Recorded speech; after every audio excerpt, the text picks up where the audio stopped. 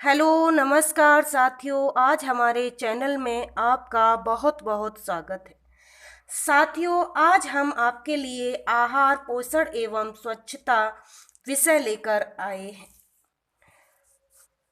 साथियों, हमारा दूसरा चैप्टर इसमें पूरा हो चुका है। इसमें कुछ आपके क्वेश्चन हैं जो कि दीर्घ उत्तरीय क्वेश्चन हैं, लघु उत्तरीय क्वेश्चन है, वस्तुनिष्ठ क्वेश्चन है।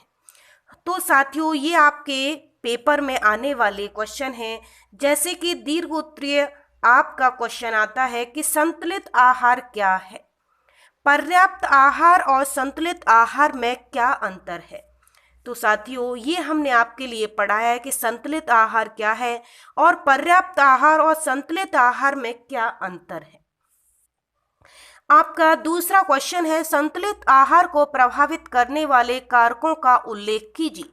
ये संतुलित आहार को प्रभावित करने वाले कारक हमने आपके लिए बताए हैं। तो आप ये क्वेश्चन को पूरा करेंगे कि संतुलित आहार को प्रभावित करने वाले कारक कौन कौन से।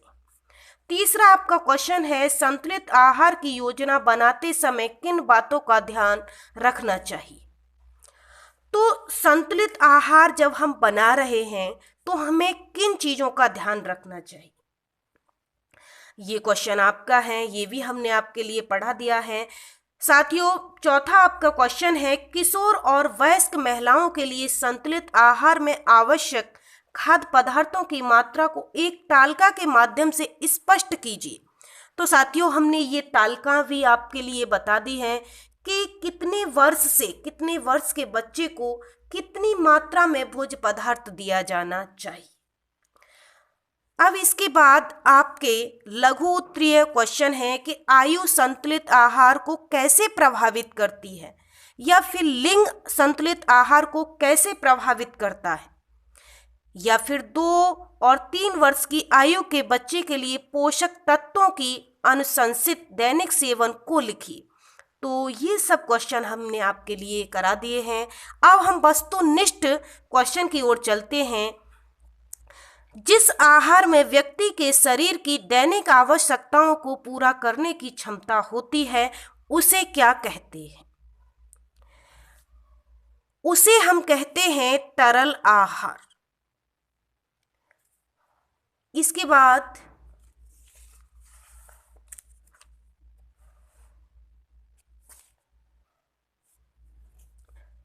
भोजन का एक महत्वपूर्ण कार्य भी है। भोजन का एक महत्वपूर्ण कार्य क्या है? शरीर के तापमान को नियंत्रित करना। तीसरा क्वेश्चन है कि संतुलित आहार के घटक हैं। संतुलित आहार के जो घटक हैं आपका हमने पढ़ाया था, कैलोरी, प्रोटीन, खनिज लवण, विटामिन सभी। नेक्स्ट क्वेश्चन है, निम्न में से किसका संतुलित आहार पर प्रभाव पड़ता है। किसका प्रभाव संतुलित आहार पर पड़ता है? तो साथियों, हमने ये भी आपको पढ़ाया था, लिंग, आयु, शारीरिक परिश्रम, इन सभी का प्रभाव संतुलित आहार पर पड़ता है। संतुलित आहार न लेने पर व्यक्ति पर क्या प्रभाव पड़ता है, ये आपका नेक्स्ट क्वेश्चन है कि संतुलित आहार अगर हम नहीं लेंगे तो व्यक्ति पर क्या प्रभाव पड़ेगा। तो शारीरिक शक्ति की कमजोरी, वजन घटना, ये सभी प्रभाव व्यक्ति के ऊपर पड़ेंगे। इसके बाद नेक्स्ट क्वेश्चन है, निम्नलिखित में से कौन एक सुरक्षात्मक पोषक तत्व है। सुरक्षात्मक पोषक तत्व, ये भी साथियों हमने आपके लिए पढ़ाया है, सुरक्षात्मक पोषक तत्व। तो आपका सुरक्षात्मक पोषक तत्व है खनिज और विटामिन्स। 7वां क्वेश्चन है आपका, काम के लिए क्या आवश्यक है। अगर हम काम करते हैं तो काम के लिए क्या आवश्यक है।